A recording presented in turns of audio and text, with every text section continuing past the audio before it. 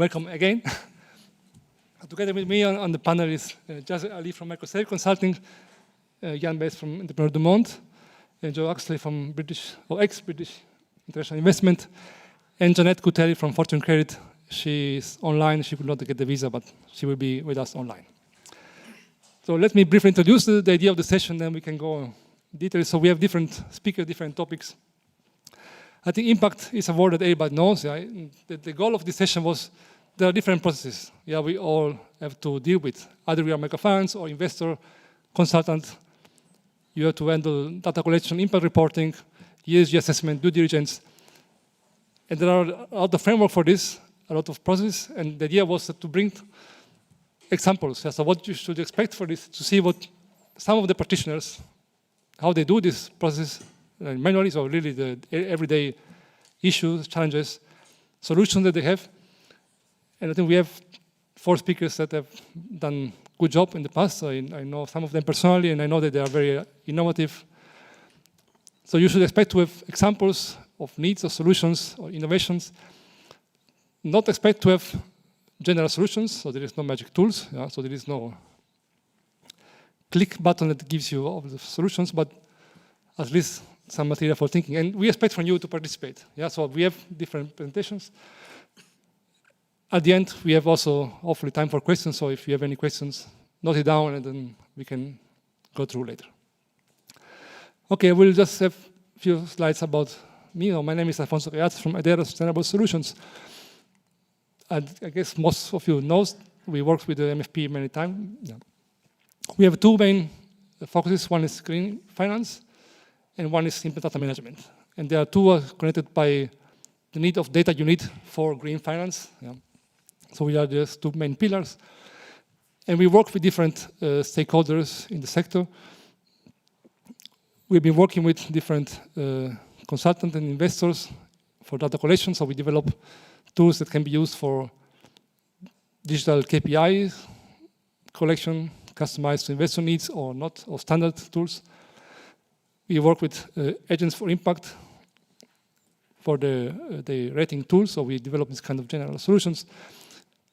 We also have worked with MFP for the green map. Maybe some of you were today in the morning in the action group session. So we developed the software basis for visualization and also for investment monitoring. So, yeah, all this.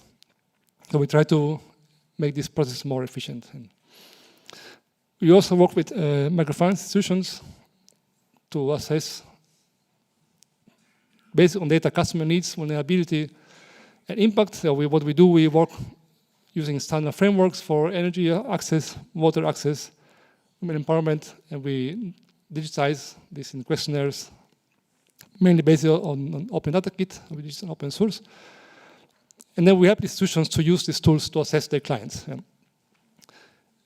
And then, yeah, so we take care of the main IT part and then give them the solution ready to be used without the needs of knowing how the IT works. I think so. Jan is an example of this. You will see something later on. Yes, and we also work with engineers for the future. So this is an example of something that we are developing.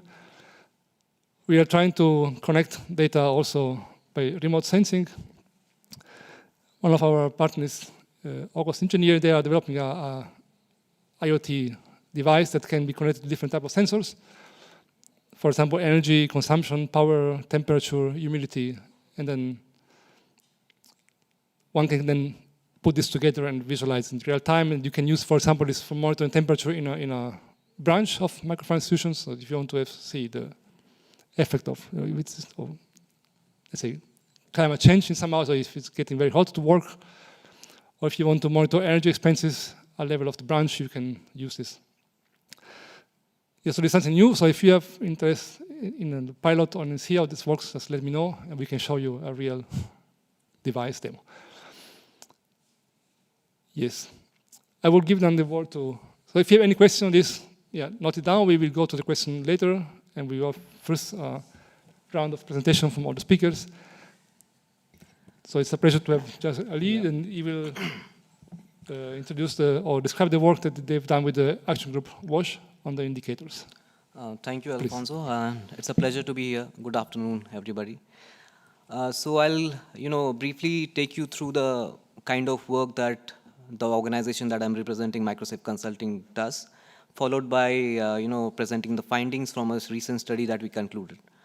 So we'll go ahead and can we get to the next slide? Thank you.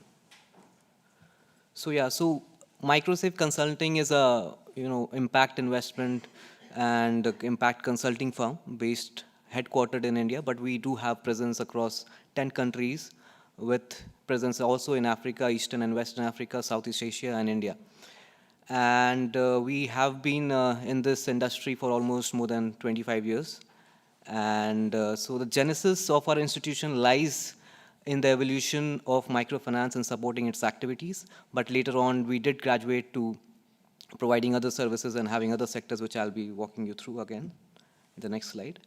So we do have other sectors of work in the climate change and sustainability, agriculture, health and nutrition.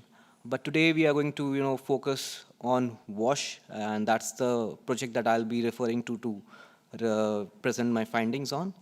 And we are also coming up with our own impact-focused fund, which will be a fintech-focused fund, and would be happy to take up anything that if you have any questions regarding that too. So taking you more into what we have as a dedicated practice in WASH, and we do have a comprehensive advisory service in WASH where we kind of provide services across ranging from landscape study to building toolkits to building investment readiness tools for our clients, and also product development. And we do have a dedicated team with exposures coming from across the world, especially developing countries. And to take you through a few of our partners with the study that I'm going to present before you is going to be a study that we did in collaboration with European Microfinance Platform and Aqua for All. And others that we have worked with earlier are Water.org, FWWFB, USAID, and WaterAid.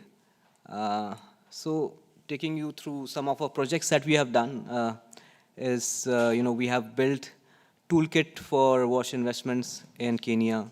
We have developed credit models and credit products for WASH investment in Tajikistan. And we recently conducted and concluded a landscape study in Bangladesh. And one of the live projects that is going on is finding financing opportunities for WASH MSMEs in Vietnam. And now coming to the report through which I'll be presenting my findings is the pilot testing that we did of the WASH water supply and sanitation indicators. So this was a study that we conducted in collaboration with the European Microfinance Platform and Aqua for All. And we kind of tried to understand and document the current impact investment and impact measurement practices that are being practiced across the institutions. And we also tried to gather the feedback on the tool that was developed a few years back, which was the WASH AG indicator framework, which had some 18 indicators with regards to what and how we can manage and monitor in WASH investments. So we interacted with three kinds of stakeholders, starting with asset managers, where we covered ADA, although it's an NGO, but given its role in advising financing activities, we have kept it under asset managers, and we did not want to create another category for that. And we interacted with another set of institutions were Incofin, Oicocredit, Triple Jump, Water Equity. From the financial intermediaries, we interacted with Chamorian, Casco, and WTF and Citian Bank. And from for SMEs, we did get a chance to interact with private water operators based out of Cambodia. We would really appreciate and thank them for the time and helping us, get through this study and get to the findings and results. So let me walk you through some of the findings of the report and what we understood. The first, how are the impact measurement process being practiced across asset managers, financial intermediaries, and SMEs? While we did find that, the asset managers do have a very stringent way of considering impact, both pre-investment, post-investment, and in most of the cases, they do have a dedicated resource. However, impact measurement and monitoring priorities for financial intermediaries, which included banks and MFIs, varied across institutions, and that varied because of the interest that the investors showed. And in a few cases, we did find that they do lack resources in measuring and monitoring impact.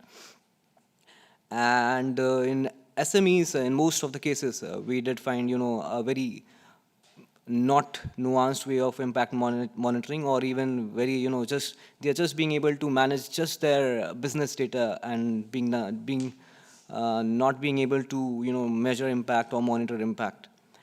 That was one of the findings that we came across.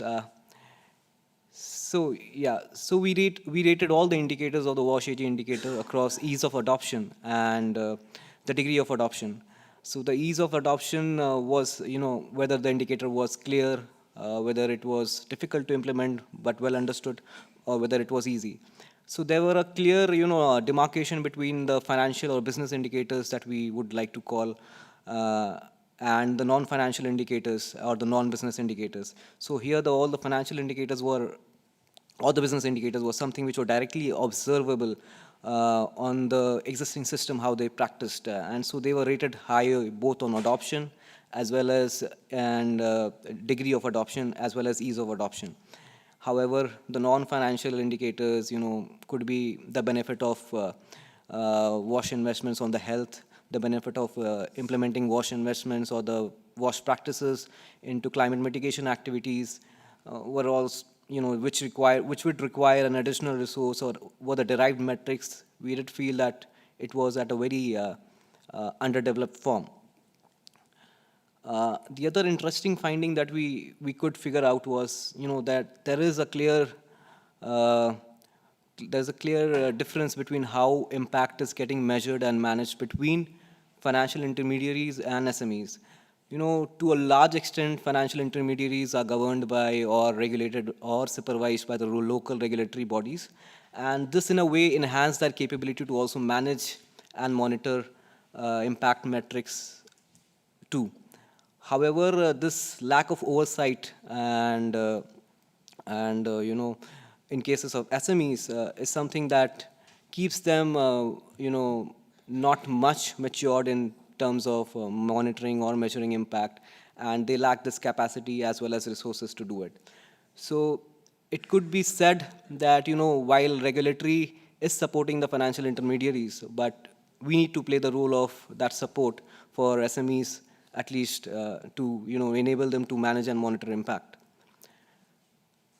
Coming to the next finding are some of the challenges that we encountered and that we encountered from all the primary consultation that we did with the asset managers, financial intermediaries, and SMEs. So data, the first, of course, is something which is very commonly understood, that the availability of data, and then if the data is available, the quality of data is a big challenge. And the second being the lack of standardization, to be able to compare data across institutions as well as to track the progress is something that that is quite lacking. And coming to the third challenge, which is which I would like to call as the impact paradox, because as we all work in the impact sector, we are kind of working towards and for the upliftment of the marginalized, but because by the nature of they being marginalized, they lack the resources to also perform activities like impact measurement, which requires devotion of additional resource. And so it's not expecting impact impact management and monitoring happening, but also we should understand that we are expecting impact measurement and impact monitoring from the marginalized institutions too.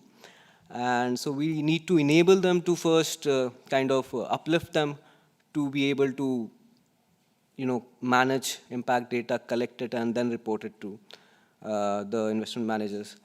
And so I would like to pause here, and if there is any question, we can take it up later, is what we have supposed. And would I will ask you a question now, just to okay, follow sure. because it's close. Yes. Yeah. Thank you very much. Can you say something about the tools that people use for this data? Or what in your Yes, findings? Or yeah. yes, definitely. So it's a combination of tools that are getting used across the asset managers and financial intermediaries. A few tools that were getting, digital tools that were getting used were Alignus, Salesforce, but mostly it was dominated by collecting data in Excel sheets. In one of the instances, we did notice that for a fund which is focused on wash investments, but focusing on SMEs, they started off by collecting and integrating the data requirement in the system, the digital system of the investee companies, but they later on found that trying to fit a common impact measurement tool across all the institutions is something which is difficult, which is largely true for the SMEs, because SMEs business model and the product and services that they kind of have varies across all the institutions, and it is difficult to get across and get to a common standard framework that is applicable across all the SMEs.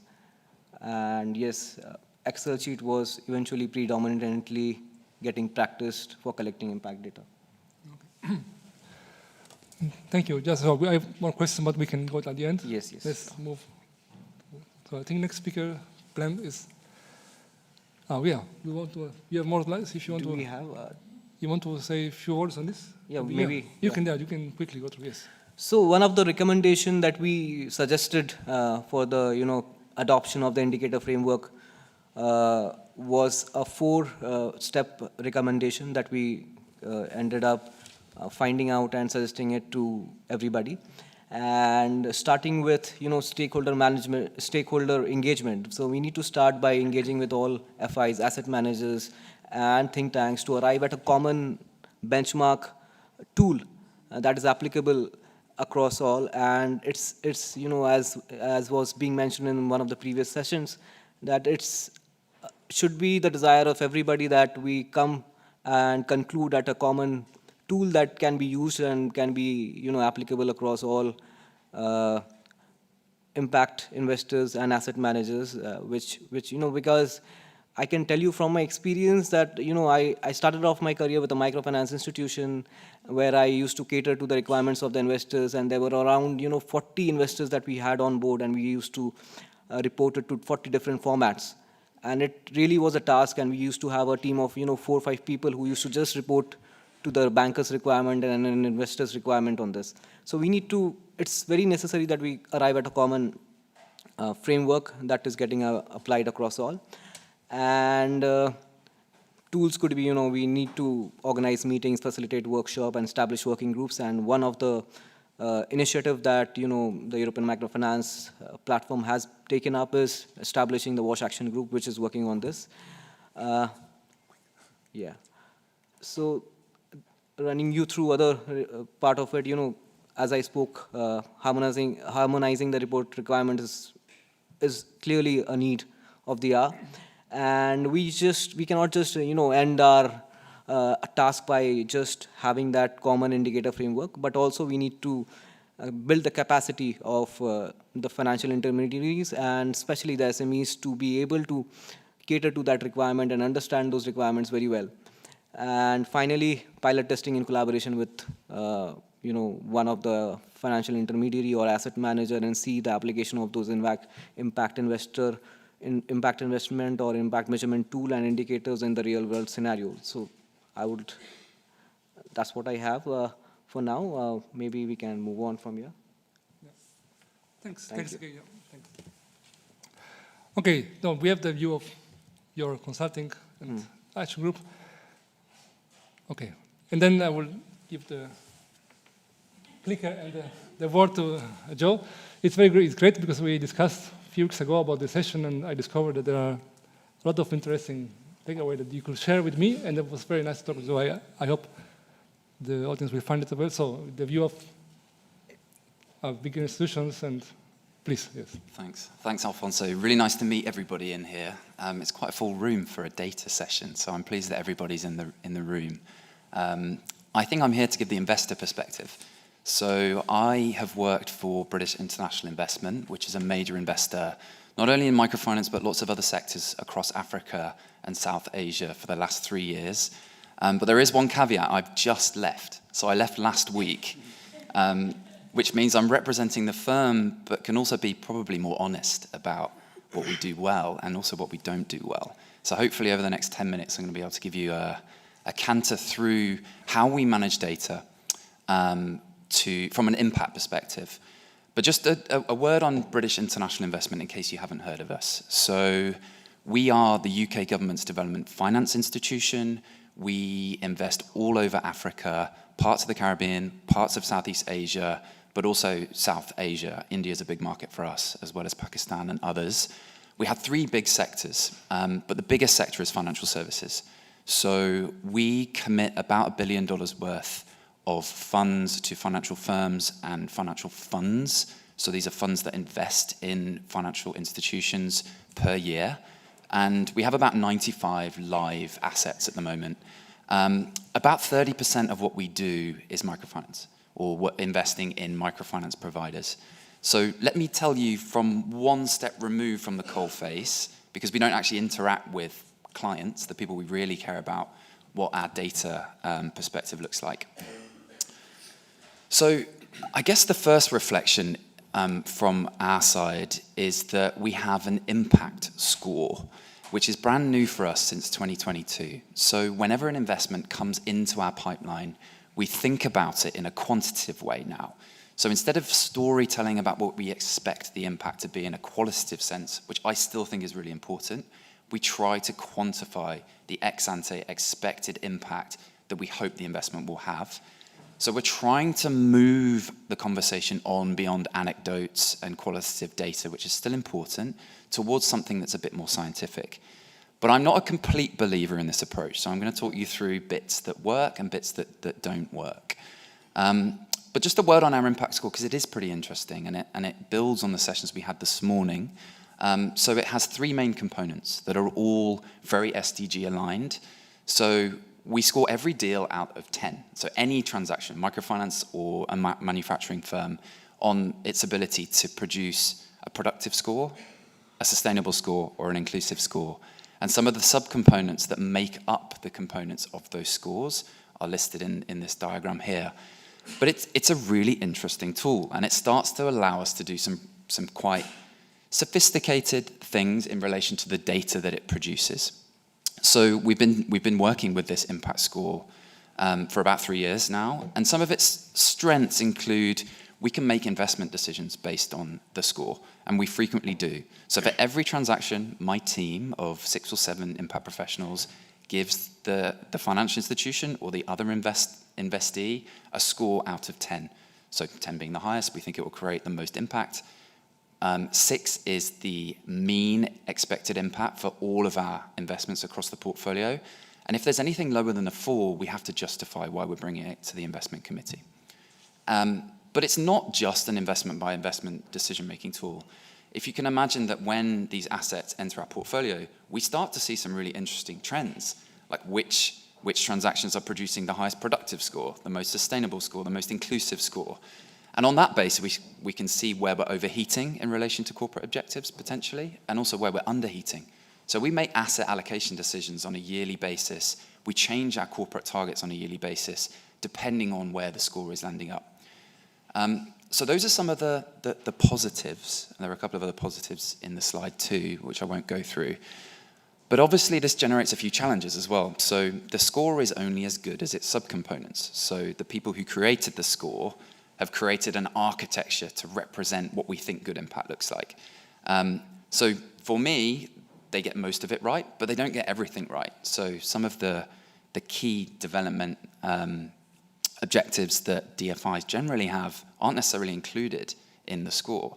So market building, for instance, and leaving sustainable impact after we've left an investment really isn't represented in the score particularly well. And if it is, it's only a minor component of the score.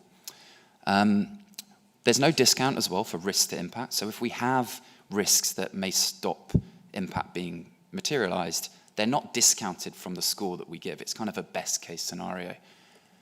Okay, so what else is interesting? It's also really labor intensive, and it's very data driven. During diligence, we need to get quite a lot of data from a potential investee, and they typically provide it because they want our investment. Whenever they don't provide it very generously, it's usually a good sign that they actually don't need our investment. But nonetheless, it creates a real drag actually on our teams and on our potential investees to produce all this data in the form that we need it. They're also trying to satisfy other BII teams who also need data, and also other investors that need their data too. So we really recognize that it creates this type of tool that's very data-driven, creates a lot of work, actually. And some financial institutions can do that work, and they're well set up, and some can't. Next couple of slides are about what happens once we've made an investment. How do we track, using data, the impact performance of assets? So as I said, there are 95 assets in the financial services group's portfolio at BII, which is a heck of a lot of data reporting. And when I arrived 3 years ago, I was a little bit shocked about the way that we were doing this. So we were very Excel-based. It was very labor-intensive. Every single quarter, we were asking our investees for data.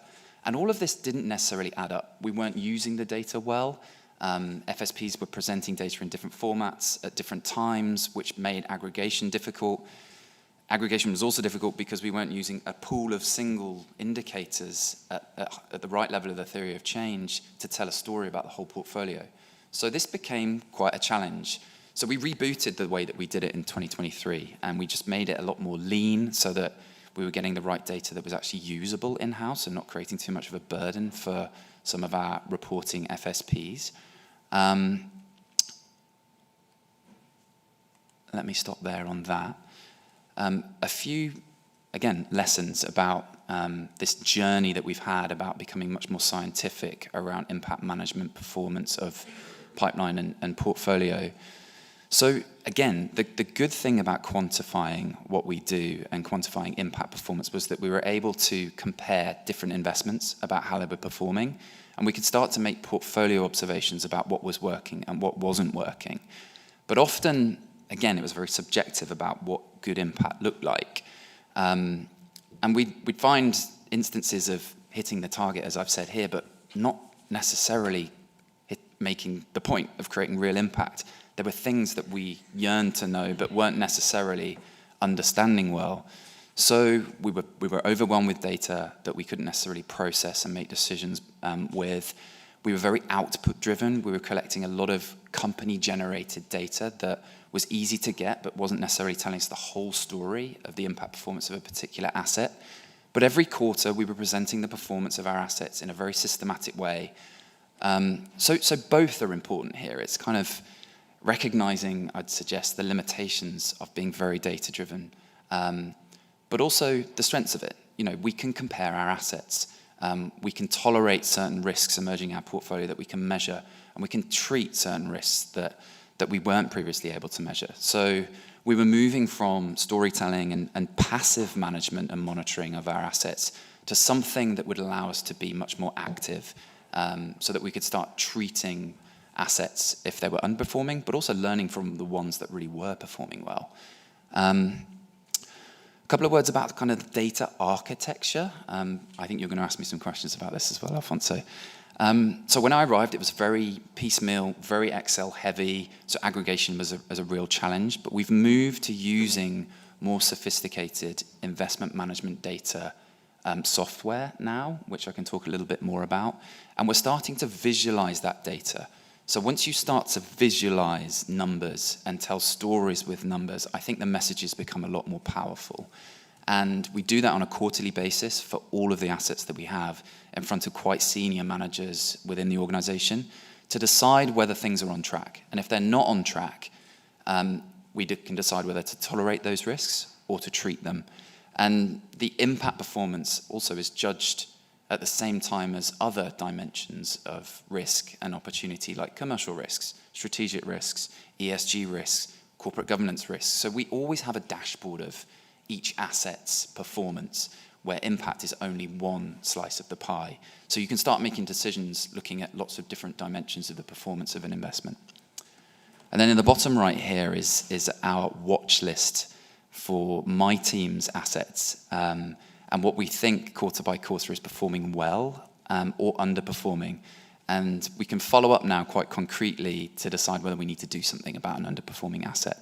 And again, it's very data-driven, but it's also driven by qualitative insights. We can get on the phone with these guys quite frequently. We can visit them and do some pop-up spot checking. And then we can bring all of that back into our assessment of whether this asset is performing. So again, it's mixed methodologies that tell us the real story. I think that might be the end of my presentation. So I'm going to pause and hand back to Alfonso. If you put back the previous slide, indeed, I want to ask you something just right. Again, it's a question we can ask afterwards. Just one brief on the software architecture. This is one of the points I have on my list. Mm-hmm. In my opinion, this always involves some changes in the organization. Adopting a software people need to be convinced that it's not always easy. Can you say something about this? Or did it cost effort to convince your team or the directors to move to a software?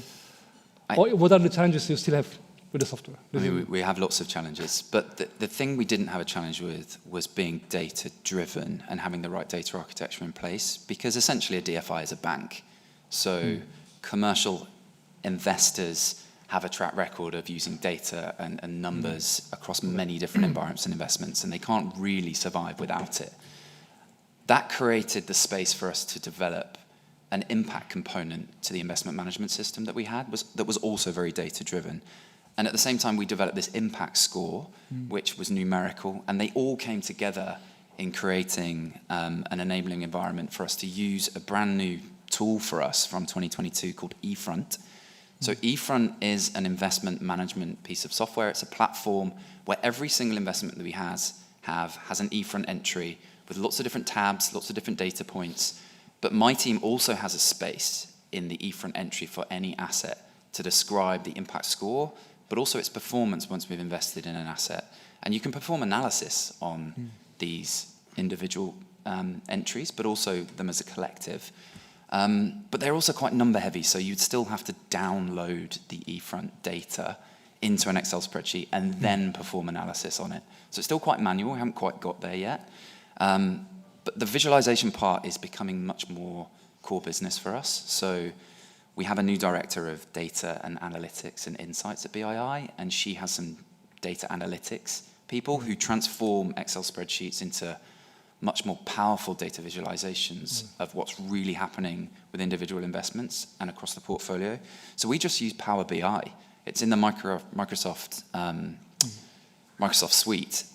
I am learning how to use it. Like, I'm not a data professional, but I can certainly see that the data that my team is responsible for, once it's visualized and presented, is so much more powerful than just chucking a bunch of data at like a decision maker. Like, the decision makers also don't know how to use some of these tools. So you have to have the right buy-in, which thankfully we do, but also you have to have the right capacity to use these systems in a way that can help decision makers make decisions.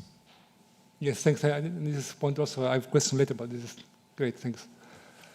Pleasure. Yeah, so we can move to Jan. It's a pleasure to have here Jan Best. So I admire a lot your work. Thank you very much, Alfonso. I admire your work also.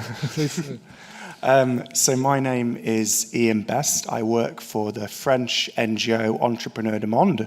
We were set up in 1998. I am a social and environmental performance advisor, so I provide technical support for the microfinance institutions that we work with. So the mission of Entrepreneur du Monde, our mission is to support vulnerable people towards empowerment, resilience, and improved living standards through entrepreneurship. And we do this through the development and the incubation of social businesses in the fields of microfinance, agro-entrepreneurship, access to energy, and small business support. So my technical advice that I give to our microfinance institutions, I also help support access to energy institutions. We work At the moment, in 2023, we were supporting 21 social businesses across 13 countries in the Caribbean, West Africa, Southeast Asia, and France. Within those organizations, we have 8 social microfinance institutions that we're supporting that have 163,000 micro-entrepreneur borrowers in 2023.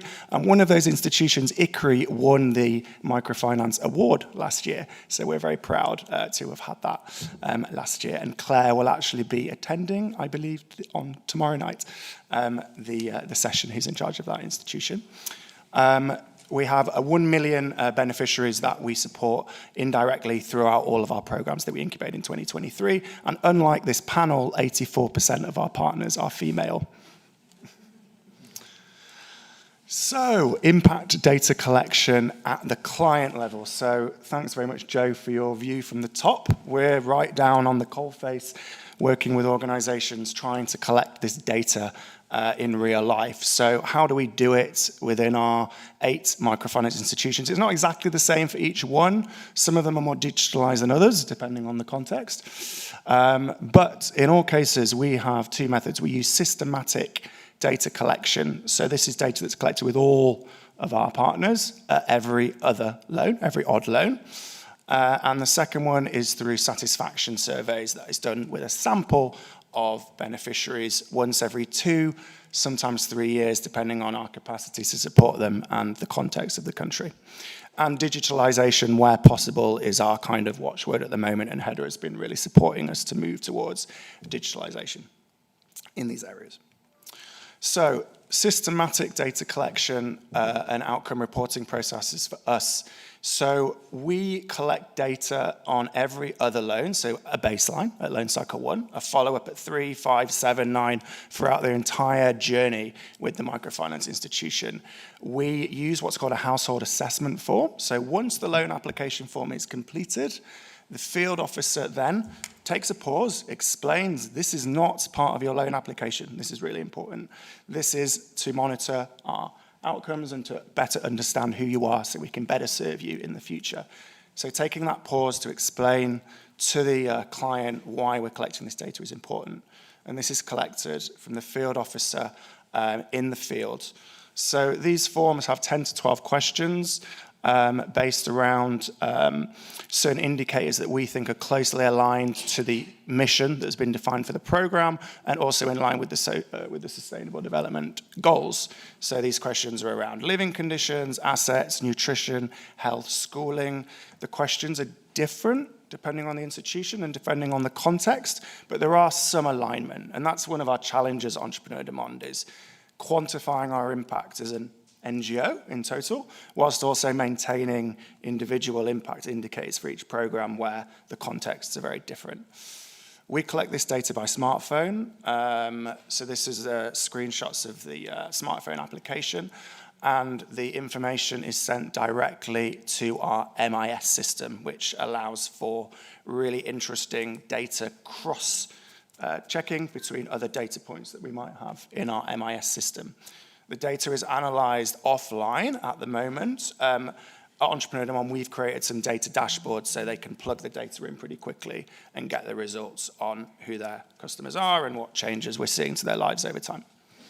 So in terms of the kind of information that we get from this, this is just an example of one indicator that we have for a program in Myanmar called Santé Twin, and this is the average number of food groups that an adult consumes, and this is for new borrowers that join the institution each year. So this is making sure that every year we're aligning with serving the right target population. And as you can see, the orange line is below the benchmark, which suggests that between 2016 and 2023, for new customers that join Santé Twin, their diets are less diverse than the average in Myanmar, which is one of a few indicators that we use for this program to make sure that we're serving the right target population. Changes to our clients' lives over time. This is obviously tracked in 2 ways. The first chart on the left, that information is directly extracted from the loan application form. I think there was a session this morning where somebody was saying, use what you already gather. If you already have information on your customers in your MIS, you can use that data And that's what we're doing here on the left. So that's stuff that's collected anyway in the loan application process that gives us a sense of how things are evolving between the first loan and the fifth loan. The second data set is from the household assessment form, the percentage of households where all children are in school.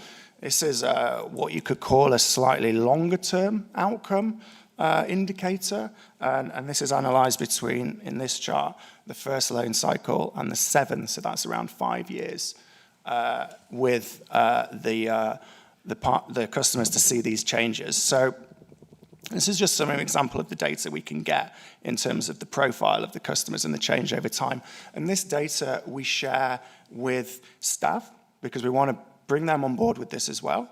They're doing the data collection at the end of the day, and we want to make sure that they understand why they're collecting this data and it's important. So we bring the staff along. This information is shared once a year with staff at staff meetings. It's shared with the board, it's shared with the management, and of course it's shared with the investment community as well. And it's used as well to build our case, communication case at the Entrepreneur Demand. So the second method is satisfaction surveys. So this supplements the quantitative ongoing data collection. Every 2 to 3 years, we try to do a survey with each of our organizations. And obviously this allows us to go deeper. We can get stories. It's important to have those stories alongside the quantitative data. And so we collect that information within focus groups. We also have additional perception-based outcome indicators in these satisfaction surveys. So, for example, as a result of working with HEM, for example, to what extent do you feel your life has improved, or your confidence has improved, or your ability to run your activity? So we have some perception-based indicators. We also have questions in there around client protection checks. So did you sign a contract? Do you know what the interest rate or the fees were on your last loan? Are you able to make a complaint? What channels would you use to make a complaint? So we're trying to mitigate against negative impacts that could happen as well in satisfaction surveys by doing some client protection checks. And alongside that, the satisfaction survey questions that are quite typical, and we use the Net Promoter Score, which is a metric for satisfaction. So thanks to Alfonso and Hedera, we've been looking to digitalize our satisfaction survey process. So with HEM in Vietnam this year, we used ODK, which is a online survey where data is collected using smartphones. It can be collected offline in the field. And also data is analyzed within the Hedera Data Management Hub. So there's no downloading information into Excel and going through all the data. It speeds things up for the program. It makes them want to do surveys because it's not so exhausting for them to do the data. And it's a lot easier for us as well to just get straight to the results, which is what we're after. So here's some examples of the dashboard that Hedera created for us with where the surveys took place for auditing purposes, the Net Promoter Score summary of promoters, passives, detractors, and this is the perception-based indicators. And the good thing with the platform as well is we can analyze changes to people's lives by different variables. So this is analyzing feelings of people's changes to lives after the first loan, between the second and the fourth loan, and the fifth loan. So you can see that we're seeing better outcomes in terms of people feeling that their lives get better as they progress further with the microfinance institution. And we can analyze this information by gender, by loan cycle, by age, by geography, by branch. Finally, one of the big challenges Entrepreneur Demand is how do we consolidate this data? How do we try to paint a picture about what's going on overall? So we do annual data collection across our programs. We, at the moment, do this in Excel. Hedera, we're in discussions with Hedera on how we can digitalize this. But we collect data on, some of it is kind of output type information on rural areas, female outreach. We have social audit scores. We even have APR, the overall loan size divided by GNI per capita is another one, which is a proxy for outreach to the most vulnerable. And in these indicators, we really try to focus on ones where we can benchmark. When we're looking at things collectively for an NGO, we want to benchmark. We want to benchmark between our other organizations that we're working with and we want to benchmark against other organizations that are out there. So Atlas is a very good transparency tool that you should check out, where they have benchmarks across the sector. Also, Ceres, SPTF share data on their social audit scores and information where we can benchmark as well. So that's how we use our overall data management Entrepreneur de Monde to make sure we can benchmark things. And finally, if you're interested to learn more, this year we did produce our first impact report, where a lot of these results have been summarized for microfinance, but also access to energy and small business support and agri-entrepreneurship, with case studies and with some of these charts. So please go to our website to download that report if you're interested to learn more. Thank you. Yeah, thank you, Jan. Now, my quick question for you, it's similar to what I asked to Joe. So in your case, you also need, okay, we work together, or you also have this MIS approach.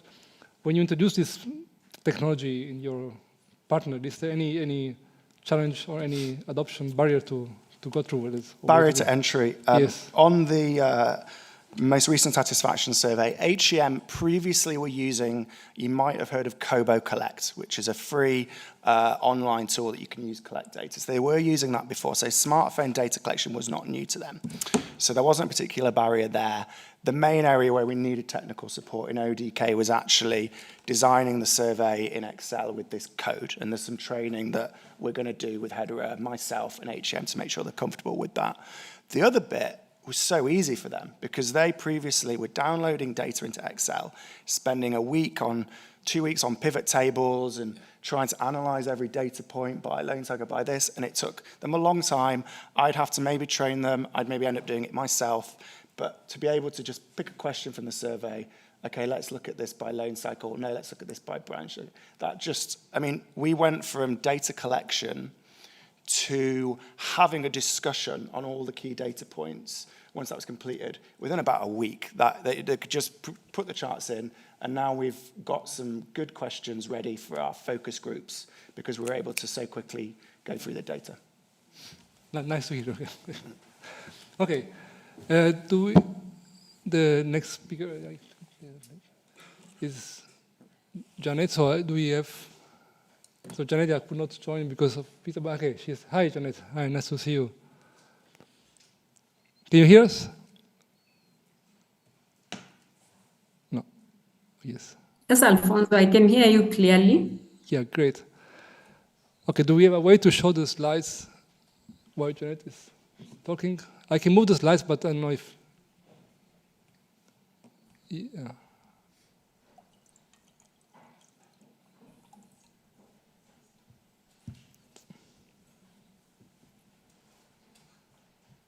I cannot be able to see the slides, but I can just go ahead. Yeah, we should see this. You can start if you want, but I mean. All right. My name is Janet Kuteli. I'm the founder and the CEO of Fortune Credit Limited, which is a microfinance based in Kenya. And the main reason why Fortune Credit was incorporated 10 years ago is to be able to provide financial solutions that have both social, economic, and environmental impact. Our target client base are smallholder farmers in rural areas. We have the small traders. We have the young boys in logistics, and we also have the access to clean cooking, clean lighting, and any agricultural input that will be able, any agricultural machinery that uses solar for agricultural services. One of the things that we have been able to use as an institution is using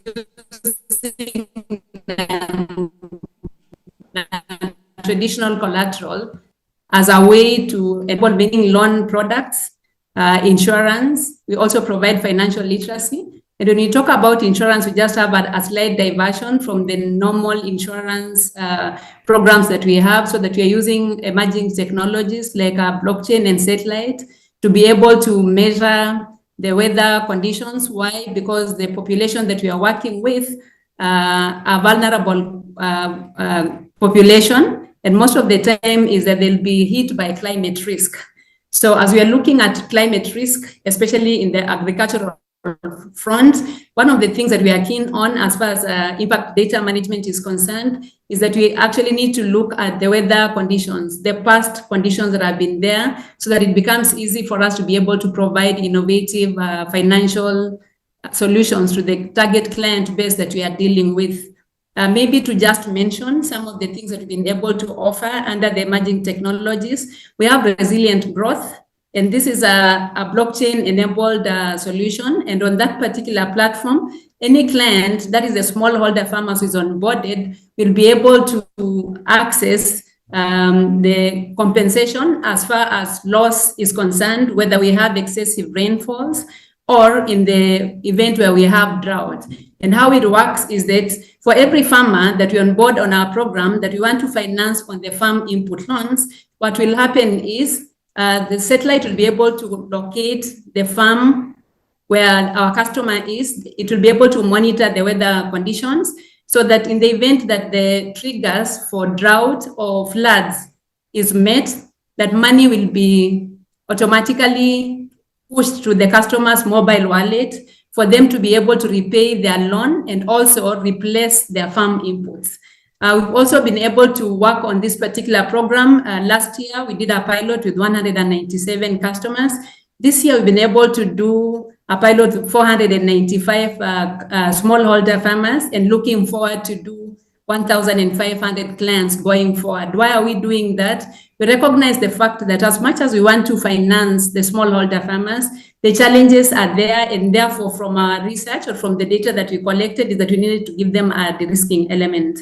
We've also been able to use blockchain technology for the pastoralists in the arid and the semi-arid areas. As most of you are aware, drought at the Horn of Africa is a daily conversation, and we see most farmers, pastoralists, losing their animals and their livelihoods because of that. So on this particular platform, what happens is that all donors from all over the world contribute their money that is put in an escrow account where drought triggers are actually pegged, so that in the event of any drought, what will show is that before the drought happens, there is a way that you are able to use satellite to be able to predict that you are going to have insufficient pastures for the coming months. So the money will be pushed to the pastoralist mobile e-wallet so that you are able to avert the adverse effects of climate risk as compared to giving them the donations when the drought has already happened. We did a pilot last year, the first pilot with 195 clients, but later on, during the short rains, we had 389 clients, and for that one, we had a payout as opposed to the first one for resilient growth that on both pilots, we've not been able to have a payout. Why? Because the triggers levels were not met. Under the smart technologies, we can also be able to talk about the electric motorbikes. As an institution, initially from 2014, we are financing the young men to be able to acquire motorbikes so that they can be able to deliver goods and also do the normal transport. In this particular year, what we are looking at as far as our green financing is concerned, we've been able to finance most customers to acquire the electric motorbikes and bicycles. So in this particular technology, what happens is that it becomes easier for them and less costly for them to be able to maintain an electric motorbike.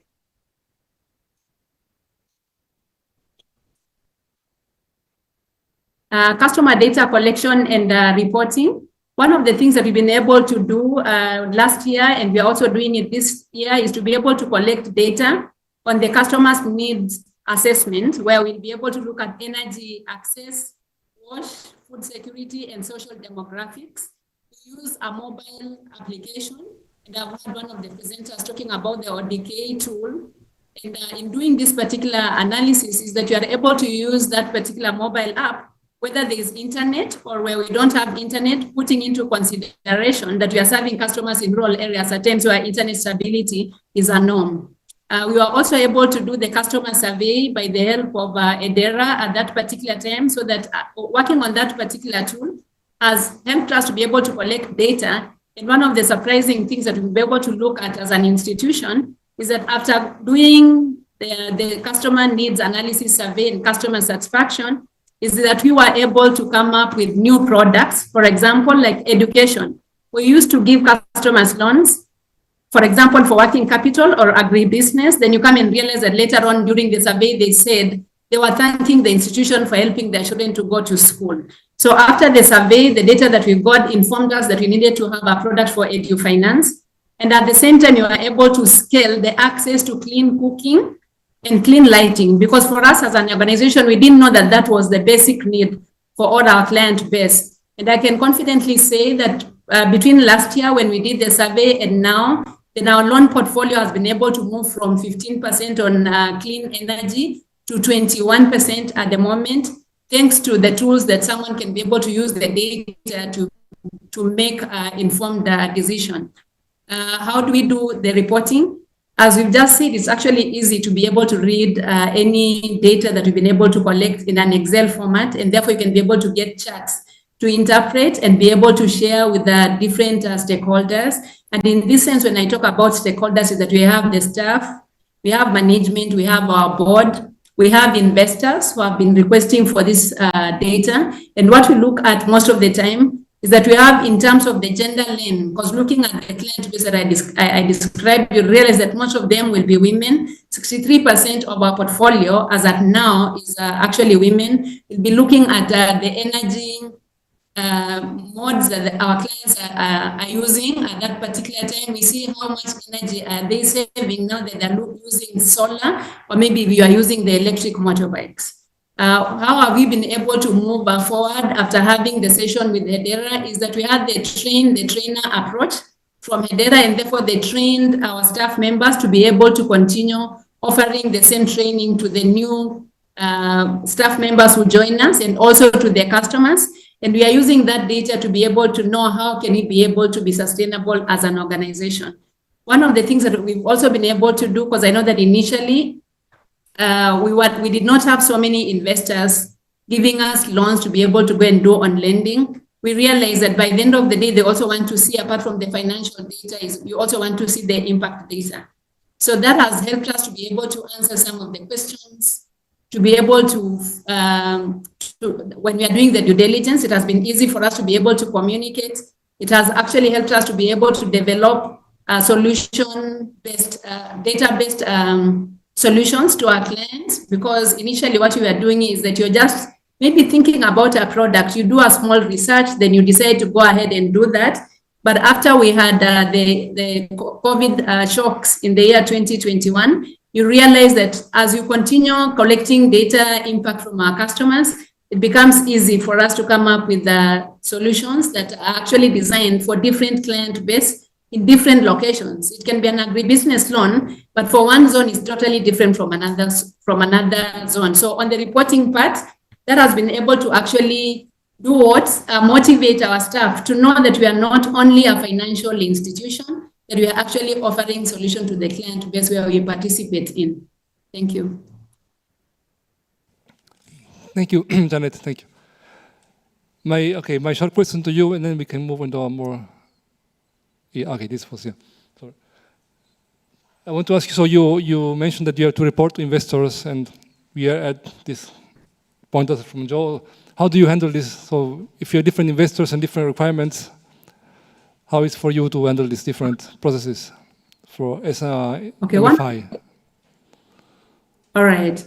One of the things that we are realizing as we have impact investors on our portfolio, more than 5 at the moment, is that different investors are actually asking for different outcomes. So from the key lessons, or one of the appeals to the committee, to the members that are sitting in this particular forum, is that we can be able to have a standardized way of reporting our impact data, because it's actually, it's tedious. It's time wasting for you to be able to come up with different reporting lines as far as impact is concerned. We've also realized that there are 2 different things about collecting data, impact data. That you're using the impact data to help your institution grow sustainably, but not as a way of trying to create a profile for your company. Because by the end of the day, the results of tracking your impact data does not only motivate the staff members, but even the customers that you're dealing with, they feel like you're connecting with them. They feel like you understand what they need, and therefore it becomes easy, timely for us to be able to offer a solution that is actually based on data that you already have. We've also learned that there is clarity in terms of just looking at the organization as a whole, and there's transparency. And that is one of the things that actually encourages most partners to be able to work with us, not only financing partners, but even the partners who are offering us technology. For example, on the resilient growth, we've been able to work with and Ensuro on working with a company from Switzerland called Diva Technologies. It's easy for us to be able to see reports. So there's transparency, it's cost effective, and it's actually efficient. And therefore it helps us to be able to scale as an organization, because you're not just used to giving the financial data, is that you are looking into other aspects of life. It has also been, we've also learned that in terms of risk mitigation and compliance, it's key.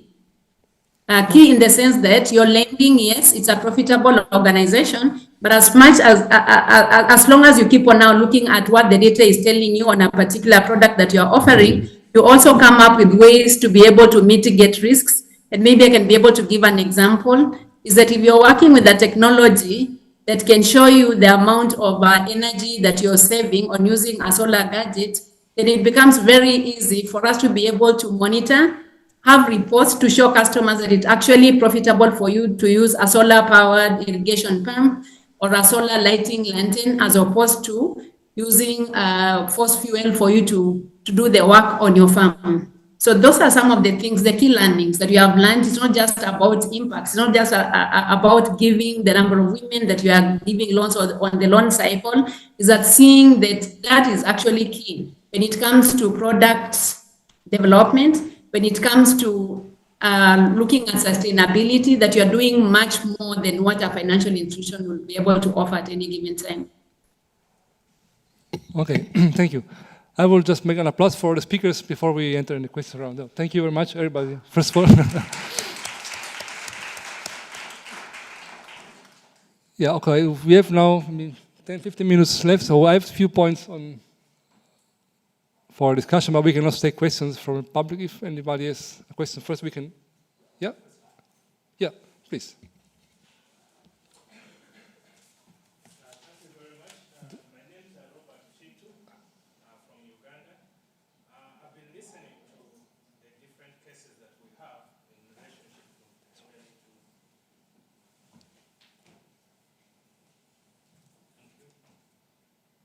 My name is Robert Chitu. My name is Robert Chintu from Uganda, working with Malicard, but I've been listening to quite a number of aspects of collecting data for the investors. I believe for the internal data collection, that would be very okay, because you have the data points within your organization.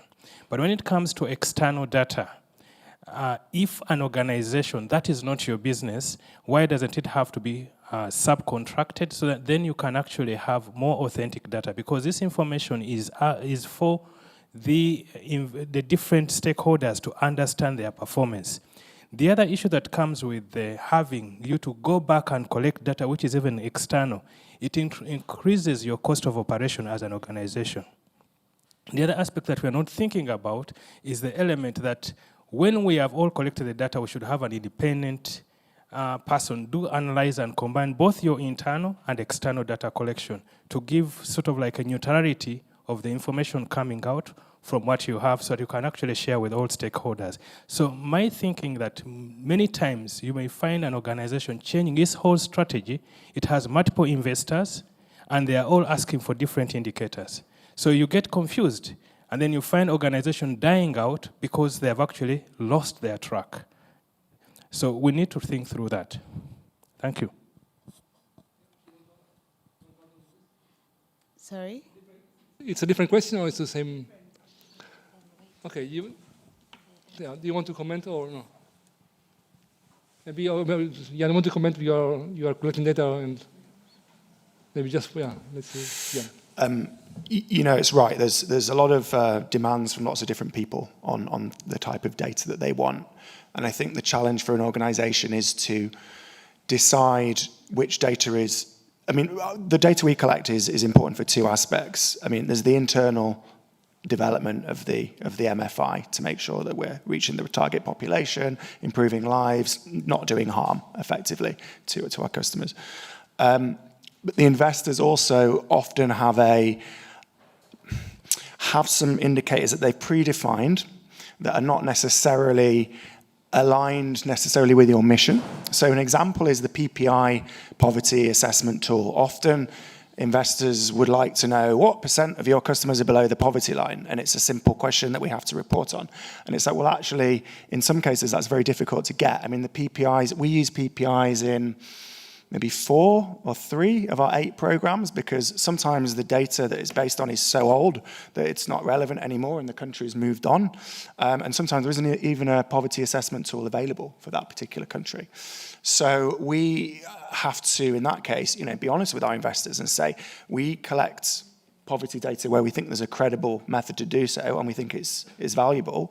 And in other cases, we can share some other information that we're collecting that is a proxy for poverty or is a proxy for living conditions and can demonstrate to investors that the context of the country as well. And I think if they're a savvy investor, I mean, maybe Joe's got something to add here, that they would, in a sense, understand where you're coming from, in that not all indicators that are put down from investors are necessarily relevant for all contexts. Not sure I'm a savvy investor, but let me try in. So I think it's a fair point that company-produced data isn't necessarily the same as impact data, but they overlap sometimes. So we'd hope that when we're investing in a microfinance provider, we would choose those data points where there's a clear flow of data already being generated, and we would like that data to be reported to us. Typically, when there's not an overlap in that Venn diagram, the easiest thing for us to do is just for us to pay for it. So if it's a survey, then we would do a survey from the likes of 60 decibels to find a little bit more about the sorts of impact you're having beyond the normal data collection processes that you have. I'm not necessarily sure that that's the right sustainable solution. I think what I'd rather like to see is that the value of those extra data collection processes are seen by the company, so that not placing an unnecessary burden on the company to collect that data, but actually the data is being used and seen as being valuable to the company. So I thought you made some really interesting points about actually this is really motivational for staff to see that they're having an impact on some of their clients in a way that if we weren't collecting data about it, we wouldn't necessarily know. Product development processes really rely on good quality data from clients that may not be routine business as usual data collection processes. But it's a journey, right? And I think it's a sophisticated journey that we don't always have the time to think through carefully. So what other investors might do is just impose a bunch of data sets on financial service providers that clearly that's not helpful. But other institutions like my own will go for the lowest hanging fruit, which is also not necessarily the right answer, because we have very little understanding beyond commissioning surveys, which we don't do very often, of what's really happening with the target populations we care about. So I think there's no easy solution to this, but I can certainly see why it's a pain point. Yeah, thank you. Yeah, okay, we want to, please. Thank you very much. My name is Carol Chaze Kakoza, and I'm from Uganda. And the first thing I think I want to appreciate the panel and the audience being big numbers, that for the first time I've attended a conference that is discussing data and actual data. Thank you. I'm a data forensic scientist, and I run a company in Uganda called Axiom Zone. And what we do is we collect a lot of data, 383 data points per household. And we have 687,000 households in Uganda. And we are moving from Uganda to Malawi. Now that gives you the amount of data we are collecting on the 10-12 data. But one thing I want to talk about, this being a microfinance conference, is that it's not the business of the microfinance to collect data. They have a core banking system, right? One that will be able to help them manage them. I don't know how many of you have ever heard of Kiva. Kiva, yeah? You remember how Kiva used to tell us we want all these things, and then when you give them, then they'll give that home alone. I think what we need to do is to empower the microfinance institution. I used to work for Vision Fund for about 12 years. And one of the things that was the biggest deficit during my period with the Vision Fund was that the core banking system should be functional. And the other data should come in. So for example, the data that Axiom collects from the household, production data, bio data, dependency data, all that data you can get the PPI. Every 2 seasons we collect that data for as long as the bank wants it, the microfinance wants it. What my colleague and I are thinking is that when you put the burden onto the microfinance, then you give somebody else a bigger burden to the microfinance. We need to remember their operating capital as well. How much will that cost them in terms of finance? If there is a way that they can outsource that data, wonderful. It's a matter of partnership, and it goes to the investors as well, to understand that this is data that is outsourced for as long as it's needed. And it goes into their MPA as well, so that they can be able to know where to go to find their clients, to source for who to lend to, what type of productivity. And most of the MFIs are doing agriculture, especially for us in East Africa. So it is very important to note that, one, beautiful that we're talking about data management, and all that, and the fact that we already have existing farms and we can talk. We don't have to think about it like now it's on cloud alien, but it's here and it is happening. I think for me, the difference here is to understand that the MFI, VSLA, or whoever must have a core banking system to manage their systems. And anything outside that data collection that is needed should be outsourced, to also ensure that there's transparency and the data is clean and not tampered with, to make sure, one, for the credit scoring matrices that we do, to ensure that there's proper source of information, that it's coming from the right places and it's not doctored. Thank you very much. Thank you. I think you made a very good point that I think so. Often I hear that more data means more complexity. I don't think it's true. You can have a good system to collect data which doesn't scale with number of data. This is a good point that I would think it's I also mentioned. If you have, once you are in place a good system, you can collect. It doesn't matter how many data. It's not that the burden, but maybe the burden is to switch mindset. Yeah. And are there any? You want to comment maybe? Yeah. So maybe I would like to add a couple of points to what Joe and Ian mentioned about. So to the extent that data is overlapping with the business requirements of the microfinance institution, that is fine, but is that enough is a question. And the more we are moving towards, that is not enough, we are putting the burden of impact measurement and monitoring on the microfinance institutions itself. But now to expedite that, do we want to, bear that cost is a question we need to ask the investors. And if not, then there will be, a transitory period where microfinance institutions will have to get adapted to this requirement by the investors.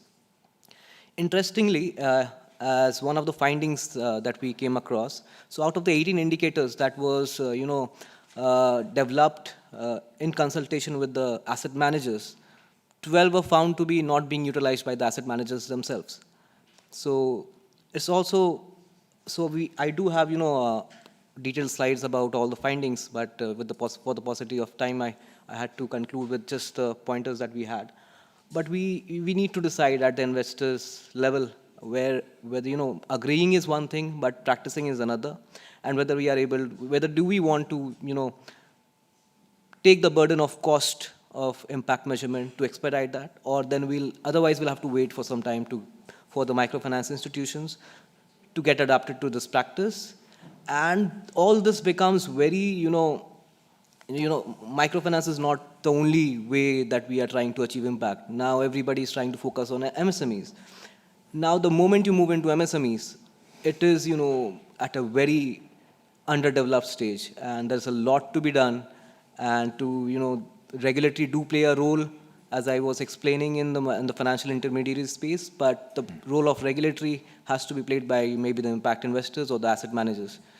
And this I can tell you from my experience because, from practicing microfinance, I moved to an impact management asset manager, where we used to impose data requirements across all the microfinance institutions, and we were quite finicky that it has to be in a particular format, it has to be, reported in particular, currency and everything.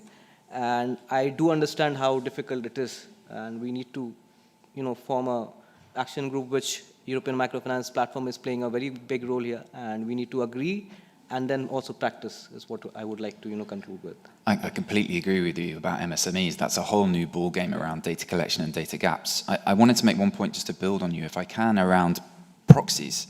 So I think CGAP's about to start some work on looking at large company-generated data sets. So this is not beyond business as usual data. This is data that's already been generated, and trying to correlate particular data points or one or two data points with impact outcomes that we can't observably measure through data collection processes. So I think in Brazil, the central bank is sitting on a lot of data that can help this process, but I think there are other pockets of data that can be used to try to pick those 2 or 3 indicators that a microfinance provider might have really easy access to suggest that if you hit those indicators or your microfinance provider is active in this way, then it will generate deep outcomes. I think that's very interesting because it's no necessary additional cost to the microfinance provider, but it also provides us with some reassurance that we're targeting the right types of activity to generate the right types of impacts. And it's low cost, like it's nothing beyond business as usual. And the data is contextualized within the individual countries as well, if it's collected at the country level. Yeah. So the indicators should be relevant for that particular organization. Yeah, thank you. I think we are almost close to over time, but are there any other point remarks before the coffee break? Okay, if not, I would like to thank you, everybody, for being here. I hope you learned something, at least one key message. Enjoy the conference. Yeah? Thank you.